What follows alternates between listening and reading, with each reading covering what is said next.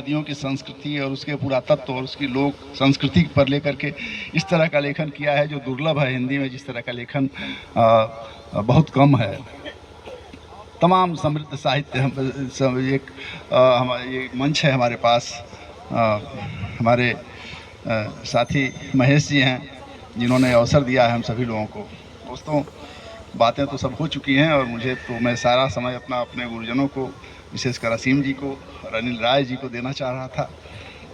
मैं बहुत कुछ नहीं कहना चाहता, मैं सिर्फ इतना कहना चाहता हूँ कि किताबें आज संकट में हैं और किताबें इस तरह संकट में हैं कि जिनके घरों में बड़े विद्वान लोग हैं, बड़े प्रोफेसर लोग हैं, रचनाकार लोग हैं, इतिहासकार लोग हैं, जिन्होंने किताबें लिखी हैं, उनके घरों में भी जो पैदा होने वाले बच्चे हैं, उनके बेटे बेटियां हैं, वो किताबों के वारिस नहीं पैदा कर पा रहे हैं।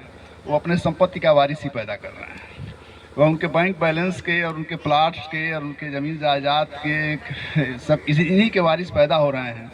और यह दुख मैंने बहुत से लोगों के बीच देखा है, जो बड़े नाम हैं देश के, उनके घर भी हमने यह दुख देखा है।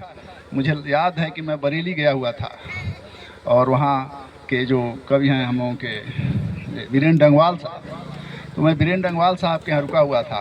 तो बता रहे थे उनके बच्चे अधिकारी हो गए और दोनों चले गए, सभी अपने अपने काम में लगे हुए हैं। लेकिन जो उनकी वैचारिकी है, जो उनका लेखन है, जो उनका साहित्य है, जो उनकी लाइब्रेरी है, उसका कोई वारिस नहीं है।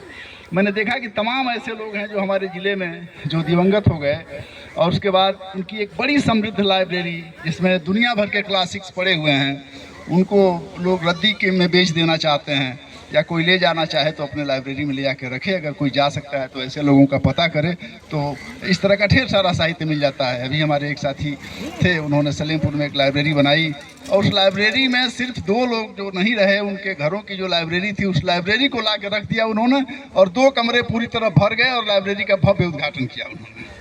तो मुझे ये कहना है कि जब सबका वारिस कोई तो मोल चुकाए, कोई तो जिम्मा ले इन चीज़ों का, तो इसका जिम्मा लेने वाला कोई नहीं है। हम अगर अपना वैचारिक उत्तराधिकारी नहीं पैदा कर पा रहे हैं, हम अपने अगर इतिहास का, अपने साहित्य का, अपने संस्कृति का उत्तराधिकारी नहीं पैदा कर पा रहे हैं, हम एक आज ऐसे समय में जी रहे हैं जबकि हमारा पूर्वांचल विशेष रूप से इस महामारी से त्रस्त है कि हमारा जो कुछ भी है उसको हम छोड़ देना चाहते हैं, उसको हम पिछड़ा मानते हैं।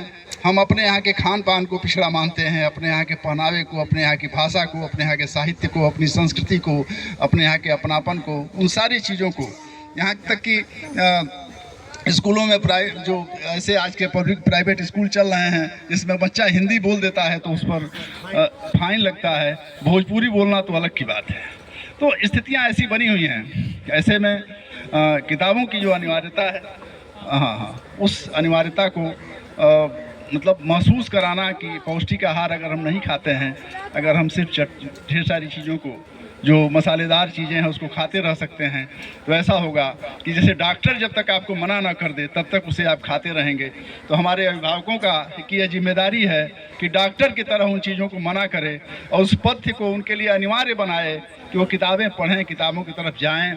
वहाँ तक नहीं जाएंगे तो समाज के वो उत्तराधिकारी नहीं पैदा होंगे। हमारे हितेश भाई ने जो कहा कि जो रचना प्रक्रिया है, जो निर्माण प्रक्रिया है, जो पूरा प्रोसेस है, जैसे कहता है मार्क्स रहते हैं कि दुनिया प्रक्रियाओं का इतिहास है, तो प्रक्रियाओं का जो समुच्चय है वह प्रक्रियाओं को ही हम नहीं जानेंगे तो फिर जाहिर सी बात है कि हम एक त्रिशंकु की तरह लटके रह जाएंगे बीच में और हमारी न कोई ज़मीन होगी और न कोई हमारा आसमान होगा।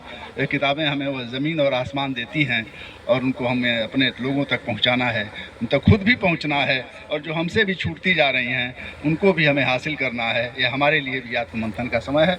मैं चाहता हूं कि भाई बहुत बहुत धन्यवाद।